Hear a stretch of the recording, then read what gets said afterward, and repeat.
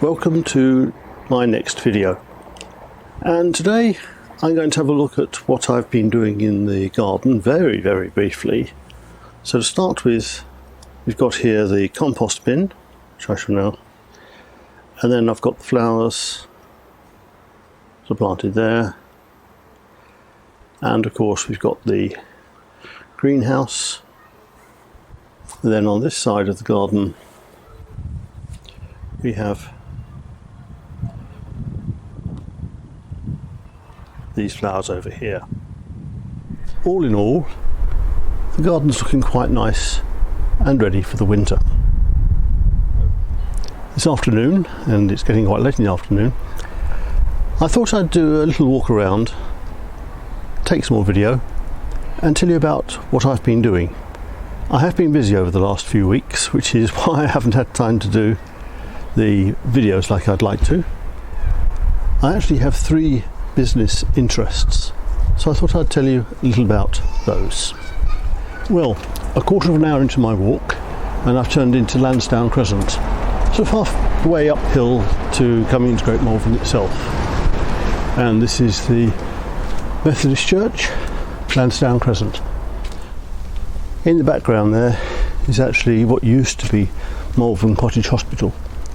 Well, it isn't now. It's, again, like a lot of places in Malvern, it's a care home or retirement home. So, sitting down here, you can see all the lovely autumn leaves and the view around. It's a nice park to stop and rest in. I've been doing a variety of things over the last few weeks, and a lot of it's involved with the 3 business options I've got going.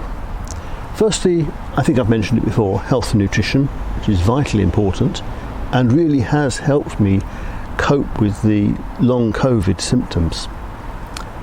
The second side is publishing. Now, in 1988, as I finished my degree, yes, I can remember that far back, Andy Hawes and I set up a business called Armour Productions, and we were successful. We would have been even more successful if Andy hadn't decided to siphon off a lot of the money. Aside from that, that's where I got my knowledge about publishing. And then a few years ago, about 3 years ago now, Anita suggested to me that I wasn't doing very well at teaching. She spotted I was under a lot of stress and I needed to do something about it. In fact, so did the person at the job centre, my work coach. And he was happy for me to go back into publishing, which we have done. And at the moment we've got a number of books going. We're doing general printing or designing for printing as well. We don't do the printing. We subcontract that to a variety of different printers around the country. And one of the projects that we've got underway at the moment is publishing children's books. In particular, we're translating books into Russian and Latvian, and we'll try other languages as well, especially for the Ukrainian refugees who are in this country. They're mainly women, mothers and their children, and they would rather like their children to grow up bilingually with English and Russian. Those Ukrainians coming from the east of Ukraine, by and large, are Russian speakers, not Ukrainian speakers. And I think politically this is an issue as well. So that's something we've decided that we can do.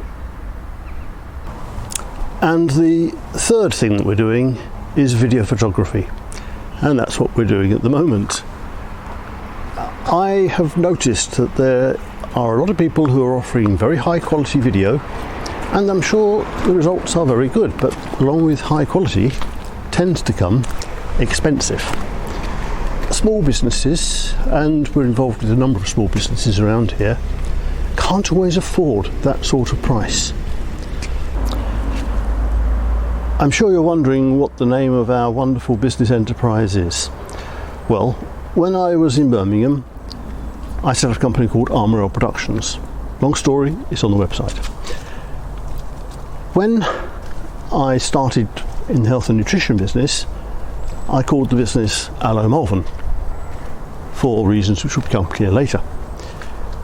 However, when Anita started with gardening, we had Aloe Malvern gardening, And then when we came to do the design and publishing, we used the name Malvern Design or Malvern Publishing, depending on which part we were doing. And just recently we've had some advice from a business advisor, and he suggested we actually needed a separate name for the publishing business. And we had sort of brainstormed it, asked lots of different people different names, and what we came up with was Bold Blossom Publishing. And people seemed to like it. Hannah, my daughter, designed a nice logo which you will have seen on the videos. So that's the way that we're going now. More gardens. These are called station gardens, and not surprisingly they are of course near Great Malvern Station, which I thought was another nice place to stop and show you a bit more of Malvern that I've not shown you before.